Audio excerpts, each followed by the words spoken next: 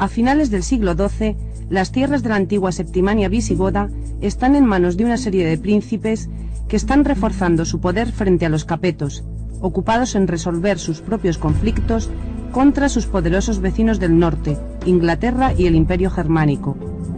La posesión de estas tierras se divide entre los Plantagenet, señores de Aquitania, el rey de Aragón, los Trencabel, vizcondes de Béziers y Carcassona, y los condes de Tolosa. La corona de Aragón controla la montaña pirenaica, Aragón, Cataluña y una parte de la Provenza. Al desposar a María de Montpellier, en el año 1204, Pedro II de Aragón se convertirá también en señor de Montpellier.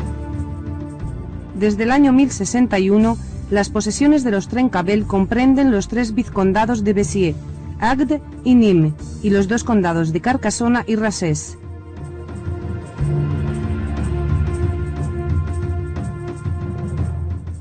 Todos ellos están cercados por las tierras de sus poderosos vecinos, la corona de Aragón y los Saint-Gilles, sus señores, que controlan un vasto territorio que se extiende desde la Genée hasta el marquesado de Provenza, y que comprende el ducado de Narbona, el condado de Foix y las regiones de Quercy, Tolosa, Rouergue y Vivar. Algunos feudos del conde de Tolosa rinden vasallaje al rey de Francia, otros al Sacro Imperio, y algunos, como el condado de Melgueil, cerca de Montpellier, son vasallos del Papa.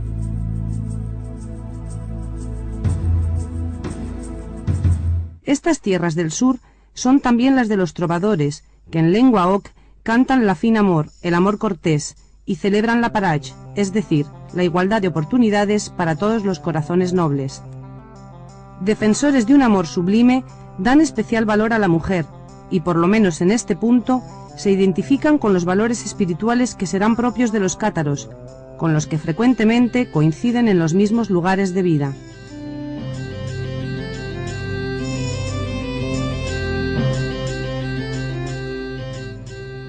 El poder se encarna en la realidad de ciudades importantes como Tolosa, manifestándose a través de instituciones municipales cuyos privilegios son celosamente protegidos. Pero también se encuentran los castra, pequeñas aglomeraciones, en ocasiones fortificadas, en las que el poder se divide, como la propiedad, entre los herederos. Esta división de hecho, que excluye la autocracia feudal, favorece igualmente el diálogo en el seno de la comunidad. En el terreno económico, Cahors es una reputada plaza financiera, tanto que se usará el término caorsan para aludir a la gente del mundo de las finanzas. La primera letra de cambio es emitida en Marsella en el año 1200, y los molinos de Tolosa constituirán una sociedad de accionistas. Pero esta atmósfera de cortesía, de diálogo y de prosperidad es perturbada por las bandas de salteadores de caminos. Vascos y aragoneses, que es como son denominados, provocarán un clima de inseguridad en estas tierras de la lengua oc, en las que radicará el catarismo.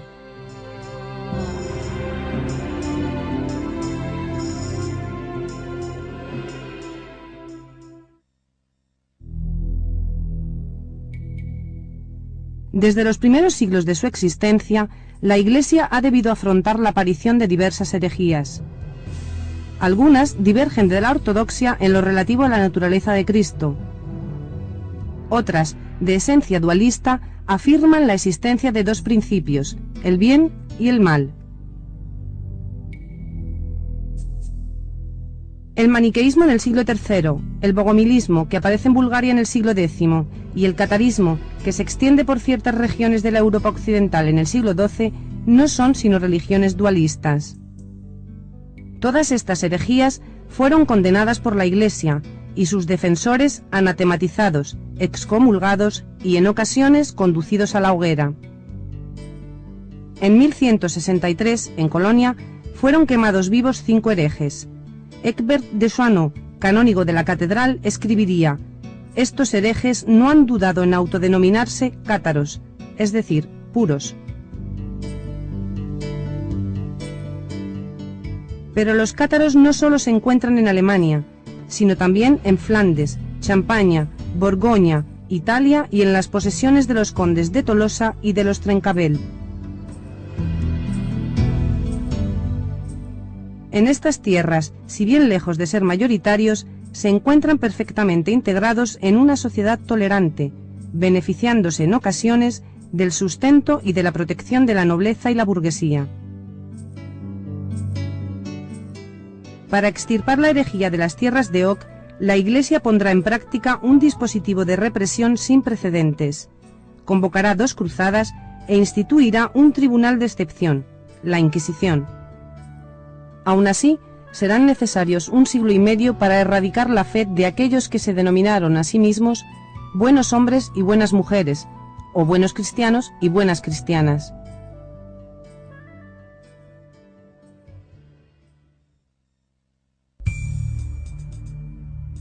La religión cátara se conoce gracias a las relaciones de los interrogatorios de la Inquisición y a los tratados destinados a refutar su doctrina.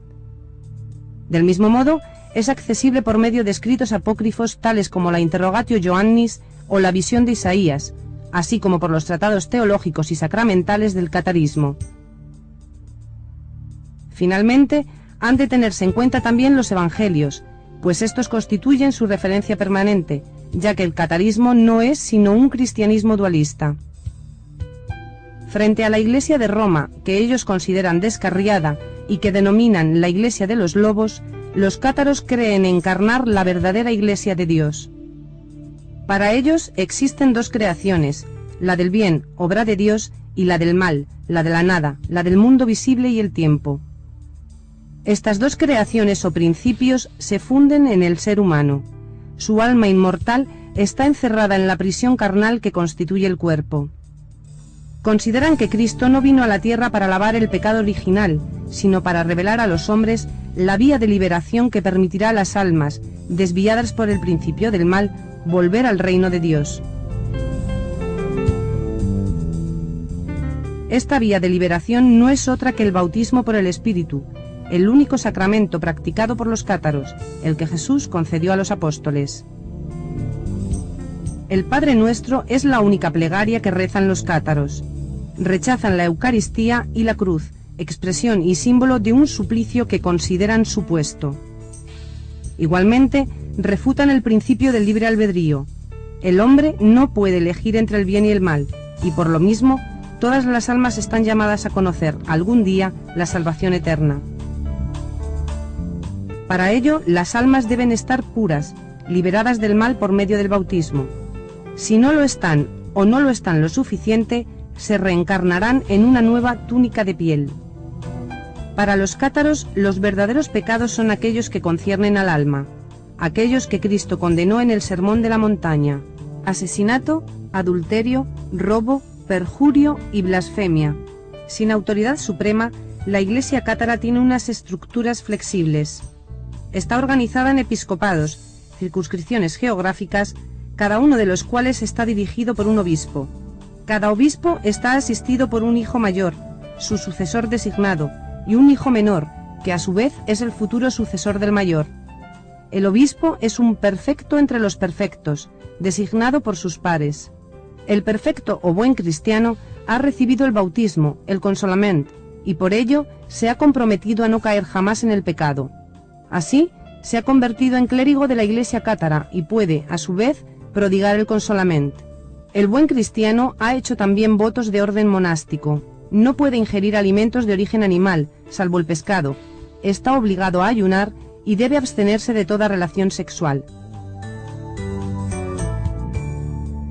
Del mismo modo, ha de vivir en comunidad y, de hecho, ha de desplazarse acompañado de sus socios, otro perfecto. El buen cristiano debe trabajar, desarrollando alguna actividad en los talleres de que dispone cada casa cátara. Existen también mujeres perfectas, cuya vida es más sedentaria. En sus casas educan a las jóvenes y dan refugio a las mujeres que se encuentran solas. La masa de fieles se compone de creyentes, laicos que se encuentran todavía sometidos al principio del mal, al pecado, y que tratan de acercarse al estado de pureza de los perfectos. A su muerte recibirán el consolament del moribundo, ritual que les permitirá esperar un buen fin, es decir, conseguir la reencarnación del alma en un cuerpo más apto mediante el cual obtener una nueva oportunidad de salvación. El contacto carnal es pecado mortal para el perfecto y está igualmente condenado en el matrimonio y fuera de él. Pero en tanto que pecado cometido por el simple creyente, aún sometido al principio del mal, se beneficia de circunstancias atenuantes. Se trata, en efecto, de un mal necesario, pues proporciona nuevos cuerpos para las almas en busca de reencarnación. Los creyentes asisten a las prédicas de los perfectos y les presentan sus respetos mediante el mellorament o mejoramiento, práctica que incluye 3 reverencias o genuflexiones y que constituye, al tiempo, una solicitud de bendición. A menudo, perfectos y creyentes comparten la comida. En estas ocasiones, los buenos hombres bendicen el pan, que convertido así en pan supersubstancial, es símbolo del alimento espiritual y se distribuye entre los comensales. Otro rito cátaro es el aparellament, confesión pública a la cual se somete una comunidad cátara. El beso de la paz clausura las ceremonias, se intercambia entre los perfectos y los creyentes y remarca la comunidad de espíritu de la asamblea. De esta religión que hace gala de su desprecio por el mundo terrenal, apenas si se han conservado vestigios materiales.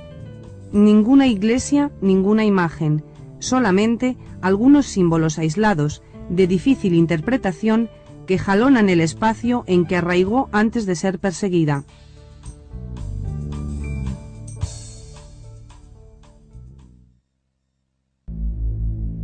En 1163, el Concilio de Tours incita a los príncipes a tomar severas medidas contra los cátaros, tales como la prisión y la confiscación de sus bienes.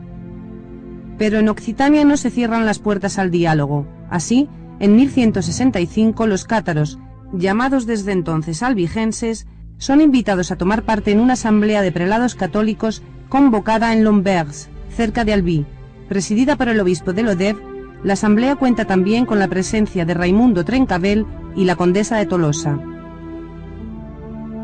La herejía progresa y se organiza en el concilio cátaro de San Félix de Caraman, celebrado en 1167 en presencia del patriarca Nicetas de Constantinopla, obispo bogomilista y de Marco, representante de la comunidad lombarda. Este concilio precisa las áreas geográficas de los obispados de Agen, Tolosa, Albi y Carcassona. En 1177, Raimundo V de Tolosa, preocupado por la expansión de la herejía en sus tierras, reconoce su impotencia en una carta enviada al cabildo de Citeaux. En respuesta, en 1178 llega a Tolosa una delegación dirigida por Pedro de Pavía, cardenal de San Crisógono, acompañado de Henri de Marcy, abad de Clairvaux. Pierre Moreau, un hombre rico de edad avanzada, adepto al catarismo, es obligado entonces a abjurar.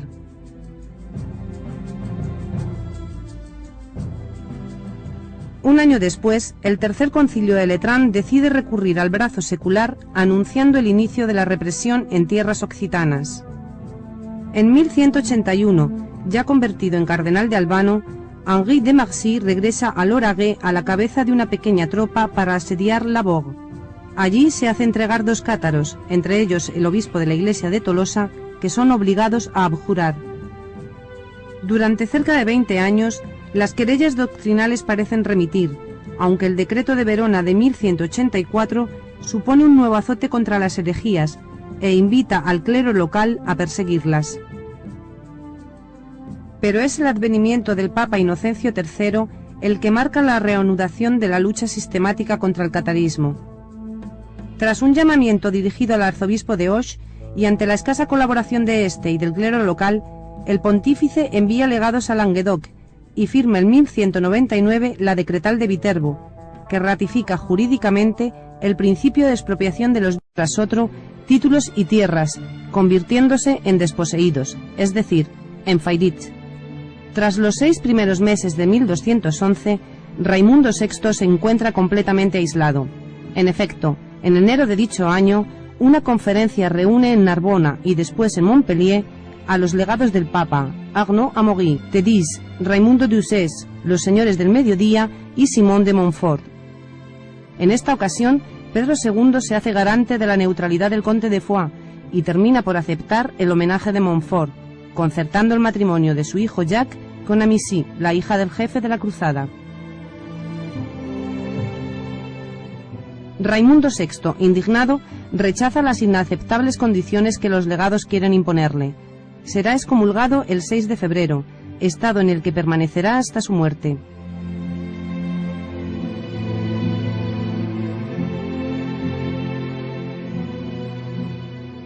Montfort puede proseguir su empresa conquistadora.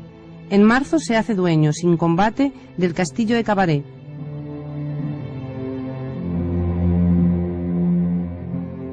Ahora debe someter la Bourg. Tras un mes de sitio, la villa es capturada. 80 señores son ahorcados y 400 cátaros quemados en la mayor hoguera de la cruzada. La castellana de la Bourg, Dama Guigaud, es arrojada al fondo de un pozo y sepultada con piedras.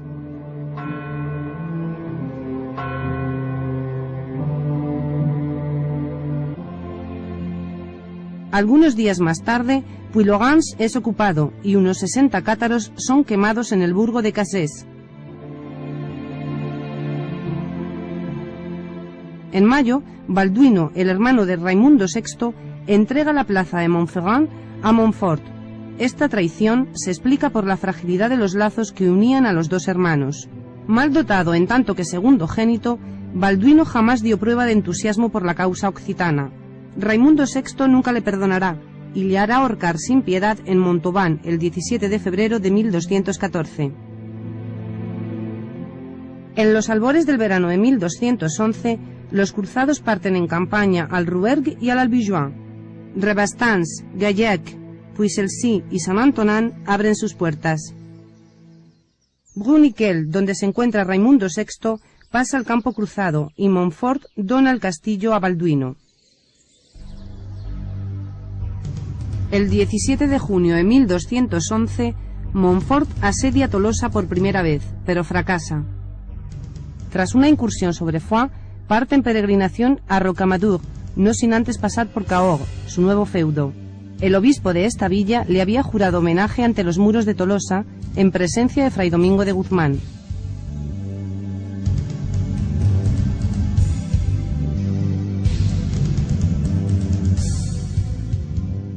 Mientras Raimundo VI y sus vasallos reúnen una tropa en Lauragais, Montfort se recluye en Castelnaudary. La batalla, en septiembre de 1211, es de resultado dudoso, pero cada bando reivindica la victoria. Montfort pasa la Navidad en Castres, antes de comenzar la campaña de 1212, porque ninguna plaza es conquistada de modo definitivo. Caussac, Gaillac, Rabastens y Montaigu caen o recaen en marzo. En abril y mayo les llega el turno a Hautpoul, Puylaurens, Saint-Marcel, La Guépie y Saint-Antonin. Durante el verano, los cruzados se apoderan también de Penn-d'Agenais y Bigon, en el Perigord. La toma de Moissac, en Quercy, tiene lugar en este momento.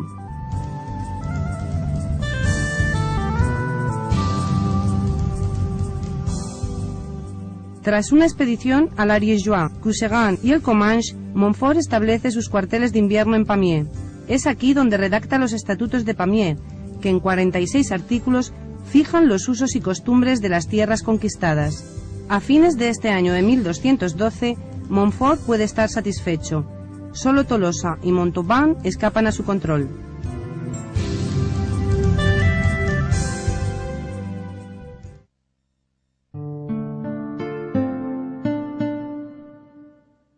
Raimundo VI parte a Aragón para solicitar el apoyo de Pedro II, su cuñado. Este último, reciente y flamante vencedor de los almohades en la batalla de las Navas de Tolosa, el 12 de julio de 1212, convence al Papa para poner fin a la cruzada. Pero en enero de 1213, en el concilio de la Bourg, el partido de los halcones bloquea el proceso de paz. Así, Pedro II extiende su protección real a las posesiones norpirenaicas de los condes de Tolosa, Comminges y Foix, así como sobre el vizcondado de Béarn, constituyendo de este modo un vasto estado mediterráneo, desde el Ebro hasta más allá del Ródano. Esta soberanía comporta una ayuda militar. Las tropas de Pedro II se unen ahora a las de sus vasallos ante Muguet, ocupada por los cruzados. El 12 de septiembre de 1213, los dos bandos se enfrentan en una batalla en la que los occitanos cuentan con una gran superioridad numérica. Pero Pedro II encuentra la muerte durante el combate, y su desaparición marca el inicio de la derrota occitana. Tras la batalla de Muret, la situación se torna confusa. Raimundo VI se refugia en Inglaterra. Pese a ello, Montfort no invade Tolosa, que estaba a su alcance, sino que parte a sofocar los tumultos que han estallado en Provenza. Con la amenaza de una intervención de Juan sin Tierra, que había desembarcado en La Rochelle en febrero de 1214, la situación de los cruzados se complica. Se necesitará toda la habilidad del nuevo legado pontificio, Pedro de Benevento, para obtener la sumisión a la Iglesia de los condes de Comminges y de Foix, que se producirá en virtud de los juramentos de Narbona en abril de 1214. De regreso a sus tierras, Raimundo VI se verá forzado a plegarse. Pero Montfort, siempre en la brecha, prosigue en junio su obra de conquista en el Périgord y en la Rouergue. Los capetos abandonan ahora su política de espera, y en la primavera de 1215, el príncipe Luis, hijo de Felipe II Augusto, marcha en peregrinación al Midi. En compañía de Montfort, que había acudido a recibirle a Viena, entra en Tolosa tras haber hecho destruir sus defensas. El destino de Raimundo VI se juega en el curso del Concilio de Letrán, en noviembre de 1215. Es desposeído de sus derechos en favor de Montfort, que se convierte así en conde de Tolosa. Los cánones de este cuarto concilio ecuménico, presidido por Inocencio III, ratifican las disposiciones antiheréticas de los concilios locales precedentes. Los herejes son privados de sus bienes, que son confiscados, pierden su ciudadanía y son declarados no aptos para los cargos públicos.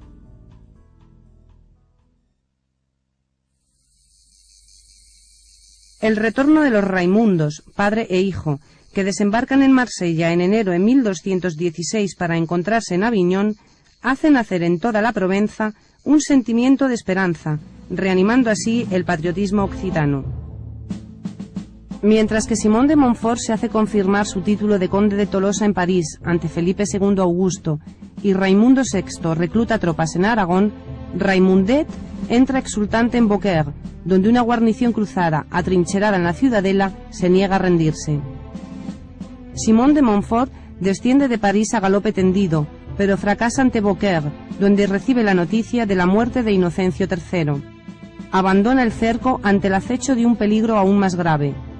Tolosa se ha sublevado aprovechando su ausencia. Cabalgará entonces hacia la capital. El obispo Fulk ha prometido clemencia a los tolosanos, pero Montfort, en la iglesia de Saint-Pierre de Cuisine, invalida la amnistía prometida por el prelado y reprime la revuelta con una severidad extrema. La villa, nos cuenta el autor anónimo de la canción, es abandonada a las manos de los rufianes. Después, Montfort se dirige a Tarbes para establecer su soberanía sobre la Bigorra. En noviembre de 1216, casa a su hijo Guy con Petronila, la condesa de Bigorra, y sitia, sin éxito, el castillo de Lourdes. En marzo de 1217 se lanza sobre las tierras del conde de Foix, a pesar de que éste las había cedido previamente a la Iglesia como garantía. Montfort asedia Montgaillard y ocupa el castillo de Foix. En mayo restablece el orden en los Corbières y recibe la sumisión de Guillermo de Pérepertus. Después parte a guerrear al Valle del Ródano, cerca de Viviers, Montélimar y Crest.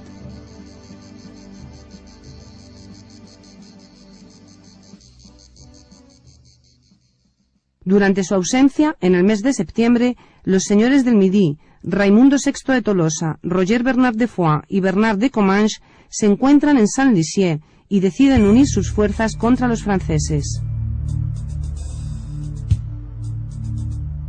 Raimundo VI entra en Tolosa por el vado de Basacle, el 13 de septiembre de 1217, siendo aclamado por todos los tolosanos que se presentan ante su señor. Defiende la villa y confirma el consulado que Simón de Montfort había intentado abolir.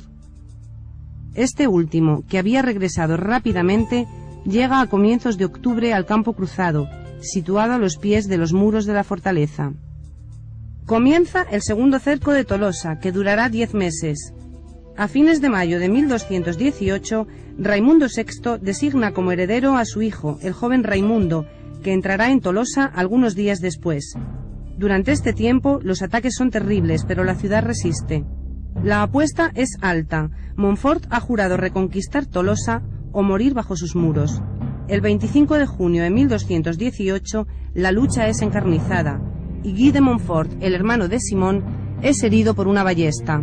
Montfort acude junto a él.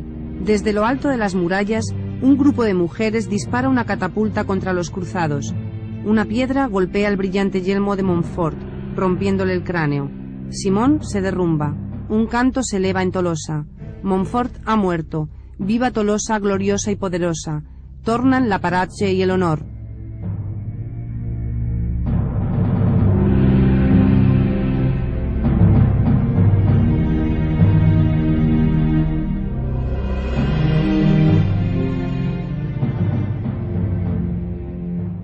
Amaury, hijo de Montfort, que tiene 20 años, se convierte en el jefe de la cruzada. Tras un último combate de los cruzados, el sitio de Tolosa es levantado el 25 de julio de 1218. Montfort es enterrado en Carcassona. Para el bando occitano, en el que se afirma la autoridad de Raimundo el Joven, ha llegado la hora de la reconquista. El conde de Comminges, Bernardo IV, derrota a los cruzados en Mellán. Raimundo VI restablece su poder sobre la Genée, el Quercy, el Rouergue y el Bajo Languedoc. A comienzos de 1219, en Bachiège, en una ordenada batalla, los meridionales vencen a los franceses. El Papa Honorio III persuade finalmente a Felipe II Augusto para que envíe a su hijo en ayuda de la cruzada. El príncipe Luis se reúne con Amaury de Montfort el 3 de junio de 1219 en Marmande, que es saqueada. Después asedia Tolosa, pero una vez cumplido el servicio de su hueste, levanta el campamento y parte. Amaury de Montfort ve cómo se desmorona el dominio conquistado por su padre. Para salvarlo, se lo ofrece al rey de Francia, pero este no reacciona, como tampoco lo hará algún tiempo después ante la carta de sumisión que le envía en junio de 1222 el futuro Raimundo VII, 2 meses antes de la muerte de su padre.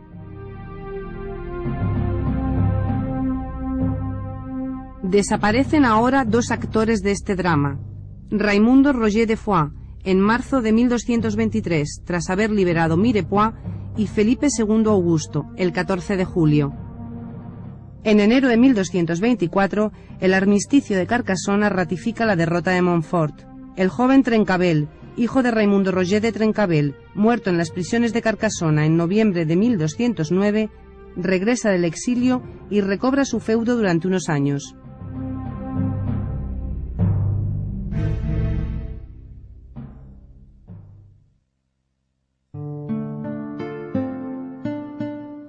El príncipe Luis ha sucedido a su padre bajo el nombre de Luis VIII.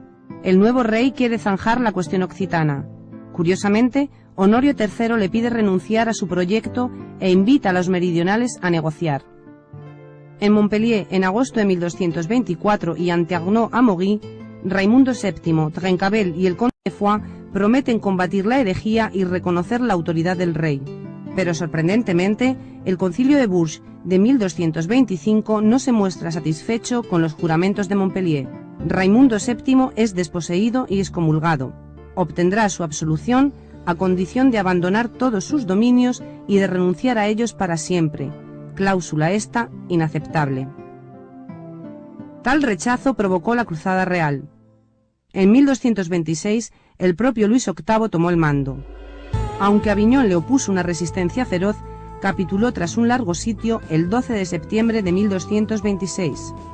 Las villas del Midi se sometieron al conocer la llegada de las tropas de Luis. El recuerdo de Marmande aún estaba vivo.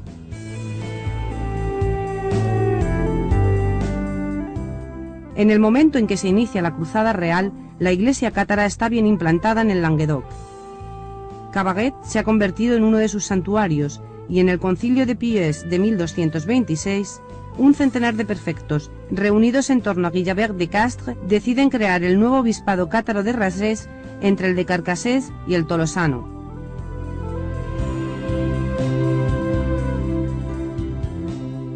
Pero los cátaros debían pagar siempre el precio de la sangre, y durante la cruzada real, Pierre Isarn, obispo cátaro de Carcassona, es capturado por el senescal de Beaujeu y quemado vivo en Caen en presencia del rey.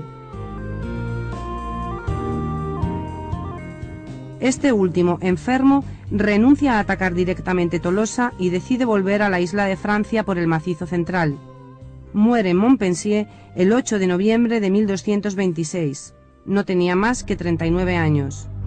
Al punto su hijo, el futuro Luis IX, es consagrado en Reims, aunque su madre, Blanca de Castilla, será la regente. En Languedoc, los focos de resistencia se mantienen todavía, como en Limoux, donde han encontrado refugio el conde de Foix y Trencabel, ambos excomulgados. Durante el verano de 1227, el ejército real conducido por Gambert de Beaujeu masacra la población de la Bessette. Y en mayo de 1228, en Castelsarrasin, Raimundo VII consigue una aplastante victoria sobre las tropas reales, que poco después asedian Tolosa y arrasan los cultivos. Pese a no haber sido vencido, Raimundo VII prefiere negociar. Así, se cierran los acuerdos preliminares a la firma del Tratado de Meaux, entre el conde de Tolosa y Blanca de Castilla.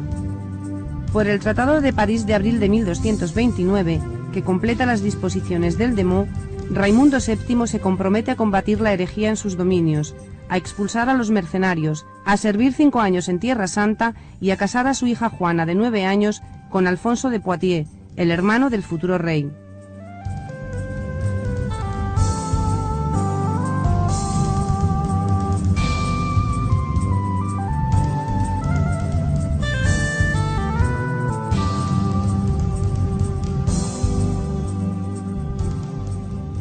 Además, pierde 2/3 de sus estados y debe hacer penitencia ante Notre Dame.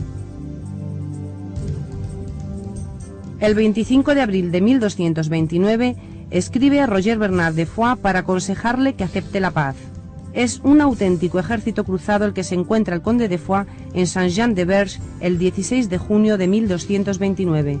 Debe aceptar someterse. El Languedoc conoce desde entonces la denominada paz de la Iglesia y del rey.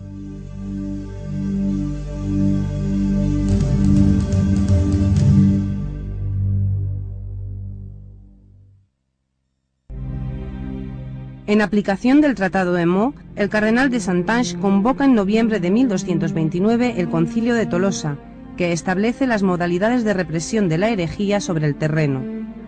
La fundación de la Universidad de Teología en Tolosa obedece fundamentalmente a esta decisión. Por su parte, Raimundo VII persigue sus objetivos: recuperar sus bienes y títulos, asegurar la continuidad de su dinastía y dar una sepultura cristiana a su padre. Pero el poder religioso le reprocha continuamente su tibieza en la lucha contra los herejes. Debe dar muestras de buena voluntad y por ello, el 20 de abril de 1233 promulga en Tolosa un edicto contra los cátaros.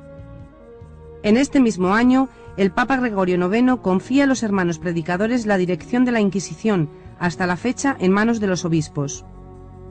Los excesos cometidos por sus tribunales le valen la firme y declarada oposición de Raimundo VII, así como la hostilidad de poblaciones como Albi, Narbona, Cordes y sobre todo Tolosa.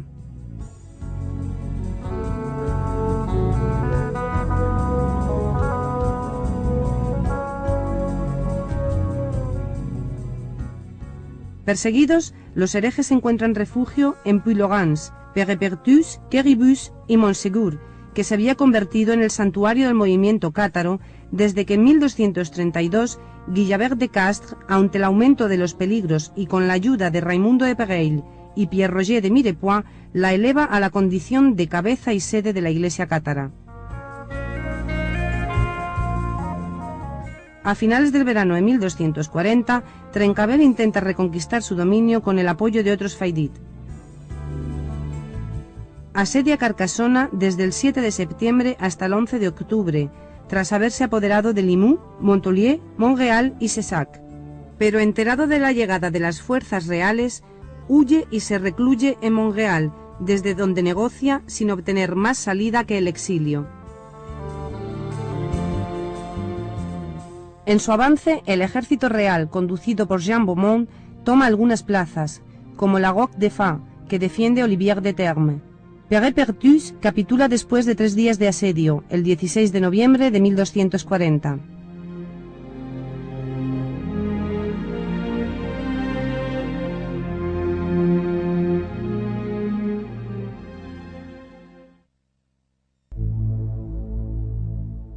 Raimundo VII no ayuda a Trencavel, pero tampoco colabora, por supuesto, con Luis IX, quien le reprocha su actitud.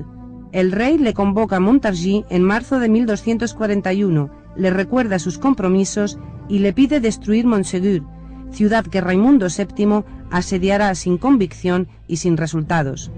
En realidad, al mismo tiempo, Raimundo está fomentando una coalición contra la corona de Francia junto con Hugo de Lusignan, conde de la Marche, y Enrique III de Inglaterra, quien desembarca en Royan el 20 de marzo de 1242.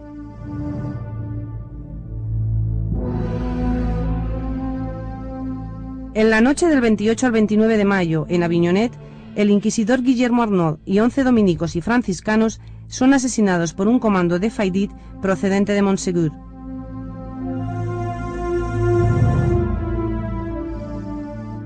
Soplan vientos de revuelta en el Midi. Raimundo VII es excomulgado y la coalición en la que él participa activamente se derrumba tras la batalla de Taillebourg, en julio de 1242. Definitivamente vencido, se somete a Luis IX y firma la paz de Logis en enero de 1243. Recurre su excomunión ante el concilio de Béziers, que por otra parte decide la suerte de Montségur. La cabeza del dragón debe ser cortada. Montségur acoge a cerca de 500 personas, reunidas en la cumbre del Port y completamente decididas a sostener el largo sitio que se prepara. Durará 10 meses. Es conducido por el senescal de Carcassona, Hugo de Arcy. El monte seguro resiste, hasta que un pequeño grupo de vascos escala, de noche, la roca de la torre, toma la posición e instala sus catapultas. Desde entonces, la situación de los asediados se torna insostenible, y el 2 de marzo de 1244, Montségur capitula. El último foco de resistencia frente a los cruzados franceses ha caído. Tras una tregua de 15 días, los cátaros que se niegan a abjurar de su fe son condenados, y el 16 de marzo, más de 200 de ellos mueren en una hoguera levantada al pie del Pop.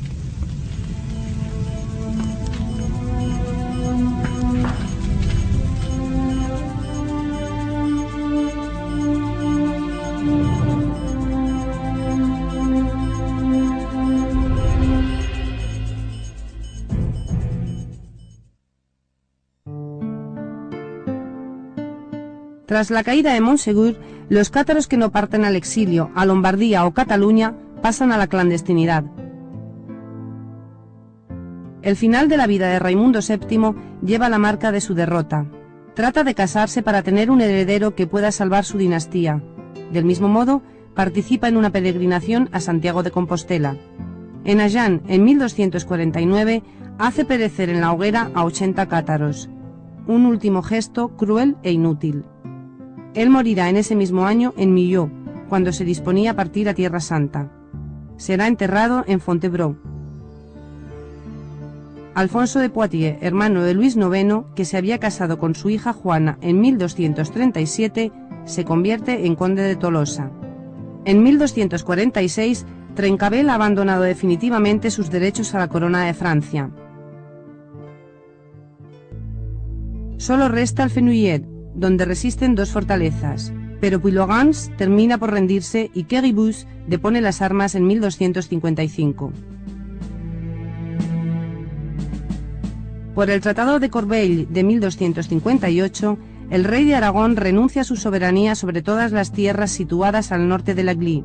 Cuando Juana y Alfonso de Poitiers mueren en 1271 sin descendencia, todo el Languedoc pasa a formar parte del Reino de Francia. La herejía perseguida vive sus últimos episodios dramáticos. El 13 de febrero de 1278, en Italia, en la arena de Verona, son quemados 200 herejes capturados en 1276 en Sirmione. En Languedoc, a partir de 1284, la Inquisición persigue a los herejes en Cordes, Albi y Carcassona. En 1302, una voz se eleva para proteger a los habitantes de estas villas de los abusos de los inquisidores. Es la del franciscano Bernard de Lisieux. La tortura y la prisión le silencian en 1318.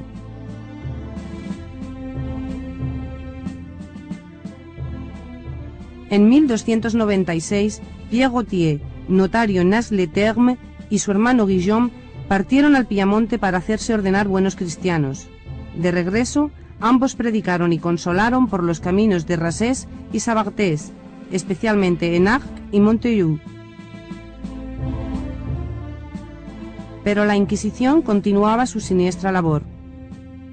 En 1305, 10 habitantes de Arques, asustados, se presentan ante Clemente V en Lyon, para abjurar y obtener su perdón.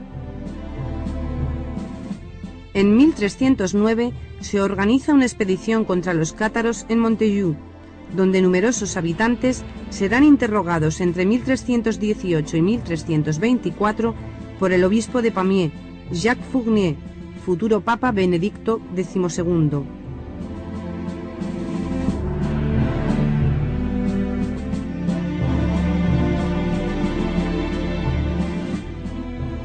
Los hermanos Autier mueren en la hoguera en 1310. Y Guillermo Belibast, el último perfecto conocido, capturado en virtud de una traición, es condenado a la misma pena en 1321, en Villerouge-Termenès.